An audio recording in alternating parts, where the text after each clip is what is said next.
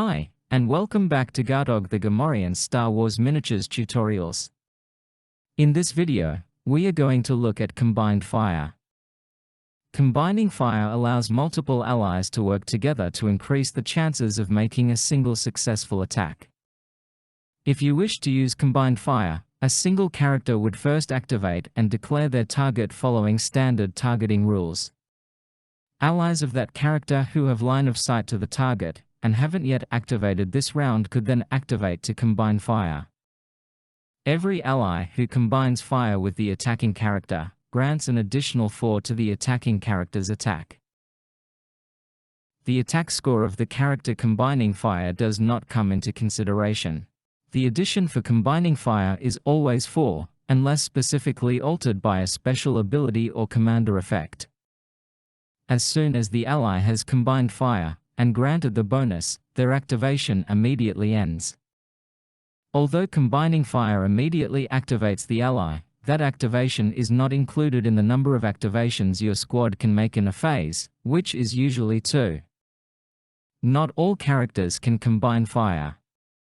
To be able to combine fire, a character must have line of sight to the enemy, not have melee attack, have not yet activated this round, and must have a damage greater than 0.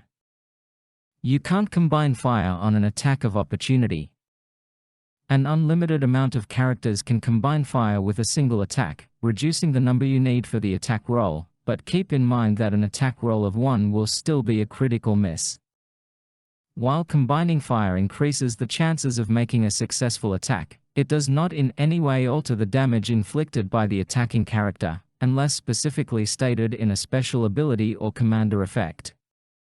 Let's take a look at an example. Han Solo has just activated and would like to attack Darth Vader. Vader is Han's nearest enemy, so he's a legal target. Due to Darth Vader's very high defense of 22, we would like to increase the chances of Han's attack being successful, so we'll get one of his allies to combine fire.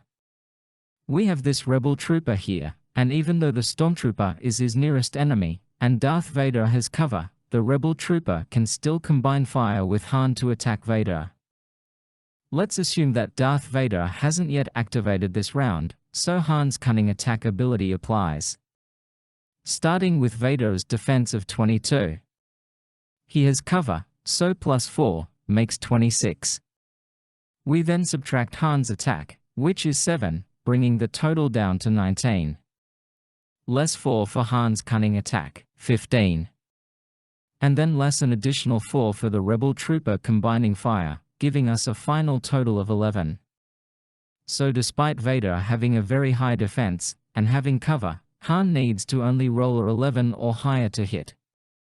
If he is successful with the attack roll, he will inflict his listed damage of 20, plus 10 for cunning attack, making a total of 30 damage. No additional damage is inflicted on behalf of the rebel trooper. And while both Han and the rebel trooper have now activated, it is still only considered to be one of this squad's activations this phase. The chances of Han's attack being successful was still only 50%. If we wanted to increase our chances even further, we could have another ally who is eligible, let's say this rebel pilot, combine fire as well. If this were to happen, we would subtract an additional 4 from the result needed for the attack roll, so we would only need to roll a 7 or higher to hit. But keep in mind, you would have activated 3 separate characters to achieve this. Only you can decide if it's worth combining fire, or if it would be a better option for each character to have their own separate turn this round. To be fair to all players, you must nominate any characters that are combining fire before the attack roll is made. And, no matter what the result of the roll is, all characters that combined fire are considered activated immediately. The additional characters who combined fire have used their activation for this round, so they can't move, although the attacking character may still be able to move or make use of additional attacks if their special abilities allow it. So, if we look at my example again, the rebel trooper and the rebel pilot can't move this round, but Han could still move up to his speed of 6 this turn, if he didn't move before attacking. if a character combines fire with an ally that can make multiple attacks, like double or twin attack, the character combining fire can only combine for one of the attacks. It doesn't matter if they have double or twin attack themselves either, a character can only combine fire for a single attack, but you may choose which attack to combine for.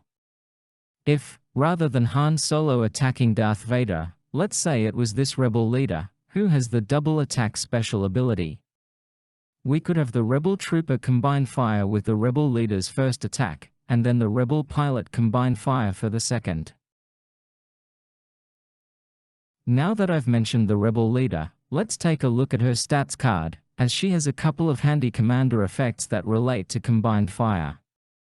Firstly, any follower within 6 squares of her, who combines fire, grants +6 to attack, rather than the standard +4.